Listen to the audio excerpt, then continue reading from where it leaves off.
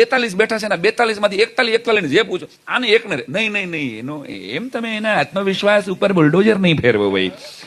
એ બાળક કોન્ફિડન્ટ છે. અરે સાહેબ કીધું આ હું છે એ ઓલા કે અમને જ ખબર છે, તમે આને રહેવા દો. તો નહીં એને જ પૂછ્યું, બેટા ઉભો થા, વેરી નાઇસ હો, મને ગમ્યું, તું ઉભો થયો. અને હવે તું જવાબ આપે કે રગા હું તને એક અઘરો સવાલ પૂછું કે 2 સહેલા સવાલ પૂછું? ઓલો રગો અઘરો પૂછો, અઘરો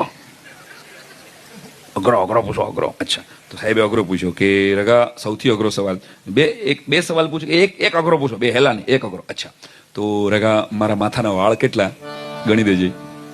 રગો વિચારીને કે 3,72,885. કે તે કેવી રીતે ગણ્યા? સાહેબ બીજો સવાલ થયો.